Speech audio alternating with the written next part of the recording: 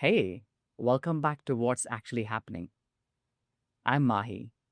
Today, we are talking about the weird, wonderful, slightly embarrassing things your body does without asking your permission. Crying at a commercial, getting goosebumps from a song, that falling sensation right before you fall asleep, butterflies in your stomach before something big, all of it. And I promise, by end of this episode, you will never feel weird about any of it again. Let me start with a confession.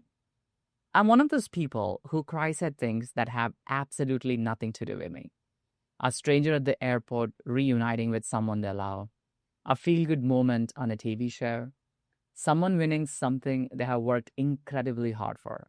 Doesn't matter if I know them or not. The moment hits a certain emotional frequency and my eyes just go for it. No warning, no permission asked. And I used to feel a little embarrassed about it, honestly. Like, Maahi, pull it together. You don't even know these people. But then I started understanding what was actually happening in my brain.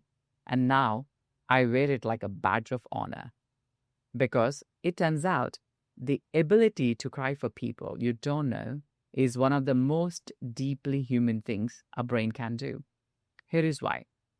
The same neuronal areas of the brain that activate when you are emotionally aroused also activate when you're watching someone else be emotionally aroused.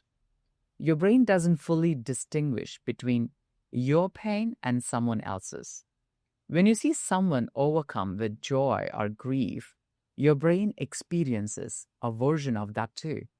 That's empathy at a neurological level. It's not just a personality trait. It's literally how your brain is wired. But why do these feelings produce tears? Scientists believe happy crying and really crying from any intense emotion is a form of emotional homeostasis, a way of bringing your body back to equilibrium after an emotional high. Crying activates the parasympathetic nervous system, which slows the heart rate and relaxes the body after the adrenaline spike of intense feeling. In other words, tears are your body's reset button. When an emotion gets too big to hold, your nervous system finds a release valve.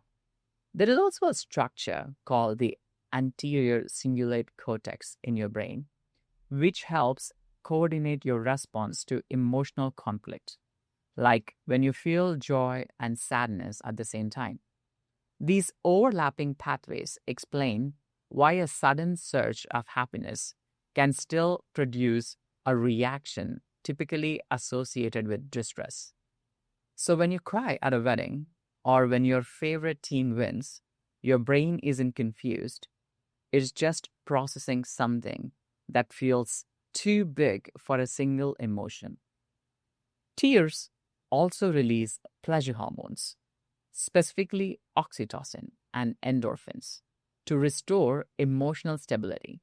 They literally relieve psychological pressure accumulated in the nervous system. So the next time someone asks why you are crying when nothing is wrong, you can tell them your nervous system is just releasing pressure, which sounds a lot better than, I don't know, I just felt things. Now, let's talk about butterflies, that fluttery, slightly nauseous feeling in your stomach before something nerve-wracking, a job interview, or perhaps a first date, getting up to speak in front of people. What is actually happening there? Your gut has its own nervous system called the enteric nervous system, which is two thin layers of more than 100 million nerve cells lining your entire gastrointestinal tract, from esophagus to rectum. Scientists actually call this your second brain. It can't write your emails or solve your problems, but it communicates constantly with your actual brain through what's called the gut-brain axis. And it responds to your emotional state in real time. When your brain perceives something stressful or exciting, It activates your sympathetic nervous system, the fight or flight response. Blood flows gets redirected away from your digestive system and toward your muscles and heart. Because your body is preparing you to act, that reduction in blood flow to the gut is what creates the physical sensation we call butterflies. It is not actual butterflies, obviously. It's your digestive system pumping the brakes while the rest of your body gears up. And here is something wild.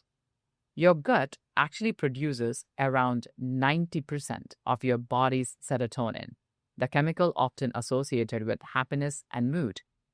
So the gut-brain connection isn't just about butterflies. It runs much deeper. What you eat affects your mood. Anxiety affects your digestion. They're constantly talking to each other, and the conversation goes both ways. Now, goosebumps. Why do we get them from cold, but also from a powerful piece of music or seeing something deeply moving? For me, Viola Davis or Michelle Obama's speech or David Attenborough passionately speaking about nature gives me instantly goosebumps. Goosebumps are an involuntary automatic reaction controlled by a sympathetic nervous system. When triggered, tiny muscles called arrector pili contract at the base of each hair follicle, causing the hairs to stand up and the skin to bump. Originally, this served an evolutionary purpose. In animals, puffing up fur makes them appear bigger and more threatening to predators. In early humans, raised body hair helped trap warmth in cold weather. We have lost most of our body hair since then, so goosebumps don't really do much for us physically anymore, but the reflex stuck around. What's fascinating is that the brain's emotional center, the amygdala, communicates directly with this autonomic nervous system when emotions intensify. This triggers adrenaline release, which activates the same tiny muscles responsible for goosebumps. So the body physically reacts to emotional intensity the same way it reacts to cold or fear. When music causes goosebumps, it's because your emotional brain registers certain sounds as significant triggering that same sympathetic nervous system response. Music that builds tension, introduces something unexpected, or hits a particular note can make your brain interpret it as an emotional important moment, and your body responds accordingly. The nerves wrapped around those tiny hair muscles don't distinguish between being scared and being moved. They just respond to intensity. And finally, the falling sensation right before you fall asleep. That jolt that wakes you up just as you're drifting off. You know exactly what I mean.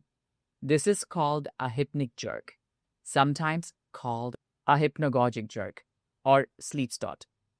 It's an involuntary muscle contraction that occurs as you transition from wakefulness to sleep, typically during the lightest stage of sleep. It feels like a sudden twitch, a jolt, sometimes a full body movement, often accompanied by a sensation of falling. One theory says hypnic jerks happen when one part of the brain tries to go to sleep more quickly than other parts, creating a kind of miscommunication.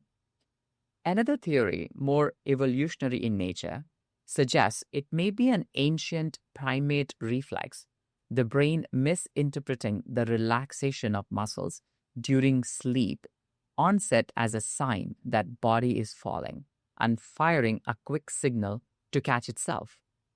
Essentially, your brain panics for a half a second and jolts you awake just in case. Around 60 to 70% of people experience hypnic jerks at some point. They are more common when you're stressed, overtired, or have had caffeine too late in the day. Completely harmless. Just another strange thing your nervous system does while you're not paying attention. And that's the kind of theme of this whole episode, isn't it? Crying for strangers, butterflies in your gut, goosebumps from a song, jerking awake from a dream of falling. None of these things are wired or broken or embarrassing. They are your nervous system doing exactly what it was designed to do, responding to the world with its full range of feeling. If you ask me, the fact that my brain cries for people I've never met means it's working exactly as intended, and I'm happy with it. I'm Maahi. Thanks for listening to What's Actually Happening. Next episode, we are connecting this back to something we have covered all the way back in episode 1, stress. And we are going to answer a question a lot of people have experienced but never understood. Why do you stay perfectly healthy through the most brutal, stressful stretch of your life and then get sick the moment you finally relax? See you then.